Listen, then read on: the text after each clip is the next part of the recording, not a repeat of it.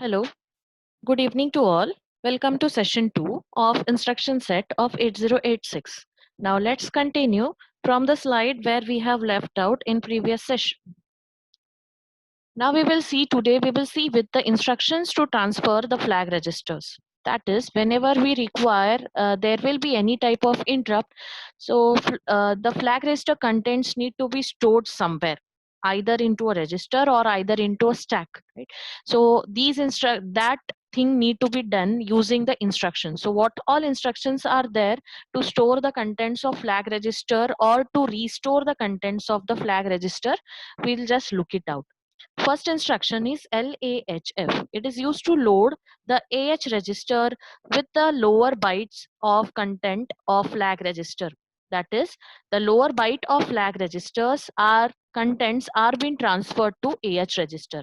Now, for example, let's see our flag register is of 16-bit. Lower bytes are 0 to 7. These bytes, after execution of LAHF instruction, are being transferred to AH register. Let's see with next example, next instruction, SAHF. It is used to store AH register contents to a lower byte of flag register. It's just a vice versa of LAHF. So let's see, we have AH content as 85.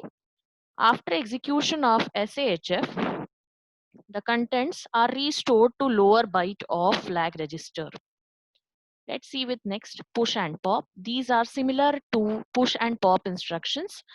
Instead of giving a operand, here F is being denoted. The contents of flag register are pushed to the top of the stack register, and at the same time the SP pointer gets decremented by 2. Even in pop F, instead of giving operand, F is being written, so the communication is being carried out between flag and the stack register. So the top contents, top of the stack contents are being copied to the flag register again. Whenever the copy is being carried out, the stack pointer is being incremented by 2.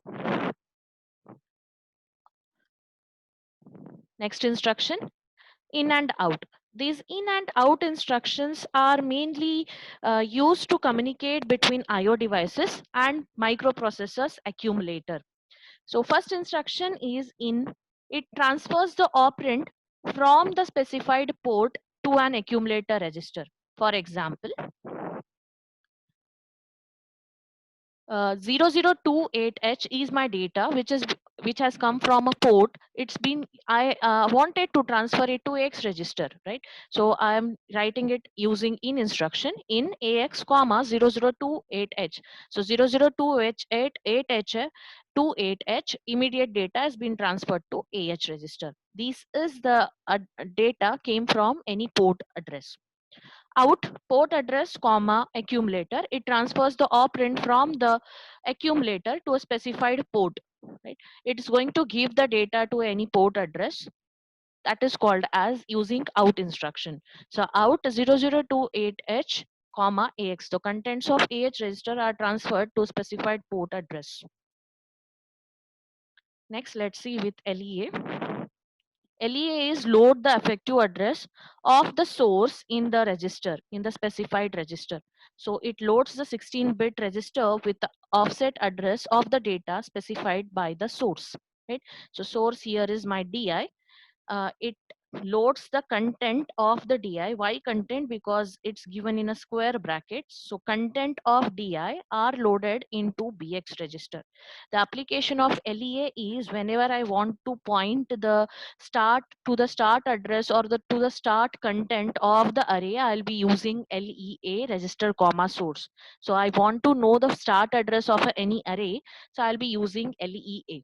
So LEA BX comma DI in a bracket. So contents of the DI are being loaded into BX register. Next, LDS. LDS is load the register and the DS with the words from the memory. That is, let's see an example. Here, I have LDS CX, 391A. So now This instruction copies a word from two memory locations into register specified in the instruction. So specified in the instruction is CX. So it copies first two memory locations into CX and then copies again a word from next two locations into DS memory. Let's see here. I have the memory location starting from 391A to FF, right? 1F. So the first two contents of this address, right? First two memory locations of this address are transferred to CX register, which is specified in the instruction, and next two are to the DS segment register. Let's see with another example. LDS SI, 200H. LDS SI, 200H. So firstly, we will have to calculate the physical address. So DS is pointing on 1200 firstly. So 1200 into 10, it's 12,12000H. Physical generating a physical address. Base address plus offset address, it's given 200H. So 1200H.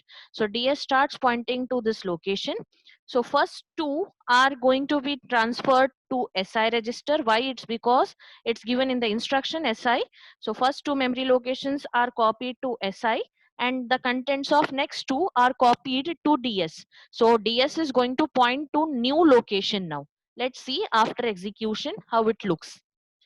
SI is now 0020. First two locations are copied and now 1300 is being transferred to DS. So DS is now pointing to new memory location, that is 13000H. Let's see with LES. LES is acting similarly to the LDS. It loads the register and ES with the words from the memory. That is here also this instruction copies a word from first two memory locations into the register specified in the instruction, and then it copies a next two words from the memory location into ES register. So instead of DS, here it is ES. Let's see with another example. XL80. XL80 is nothing but a transfer instruction, translate instruction. Translate instruction, what now it does, right? It moves into AL the contents of memory location in the DS whose offset address is formed by sum of BX plus AX. That is the contents of memory location formed by DS plus BX plus AX are being transferred to AL register. Now let's see with an example here. The application of this XL80 is in many areas. Like for example, this is most popular instruction as well, being asked in exam, because whenever you see any add or subtract instruction, you can easily write that instruction without reading also. But XL80 is bit difficult to explain without reading. So that's why it's most popular instruction being you asked in examination.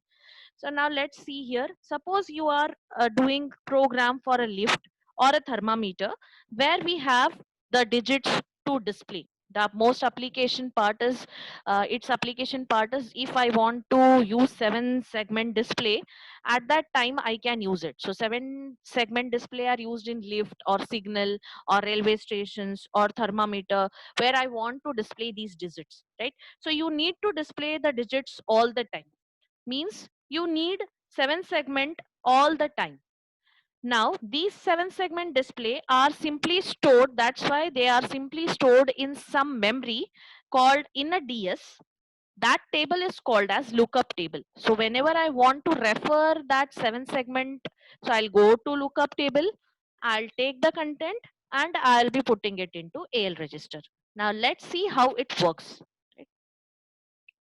Now see AL, the meaning of translate is the contents transferred from DS plus BX plus AX. So in all, it's going to calculate and the contents are transferred to AL. Now, as I have told, let's see with an example. Let's consider the 7 segment. 7 segment display, we all know it. So if I want to display one here, right? So if I want to display 1, then what should be there? So 1 means B and C should go 1 and other should go as 0. So the 06H means it's a code for 1, display 1, right? So whenever it will come as 06H, the display will come as 1. Now let's see how this translation goes on with, right? Let's see with firstly lookup table. In lookup table will be in the DS register. So I want to display 5 now, right? So how translation is going to be carried out? For example, there is a lookup table where Bx is pointing to 4000. 4000 means 0, 1 means 1, it's going to give, 2 means 2, 3 display, 4 means 4. This is as an example. 5 means 5, 6 means 6, 7 means 7, 8 means 8, and 4009 is going to give me a display of 9, right? So now I want to display a 5 now, right? So Bx is pointing into a 4000. So plus 5, if I'll do it, then I can get a fly, right? 5 display. So now what I'll do, move Bx comma 4000H, then move Al comma 05. Now translate whatever what it will do, whatever content, whatever address you are putting it out, 05, it will just translate into a display that is 5. The contents are translated into a 5. So if I want now to display 7, so Bx will remain as it is. You move Al comma 07, you will get a 7 display.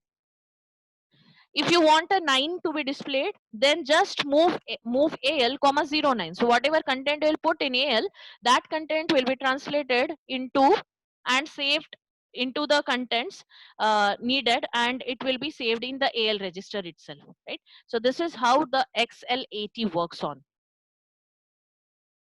Let's stop here. We'll continue with next session after some time. Thank you.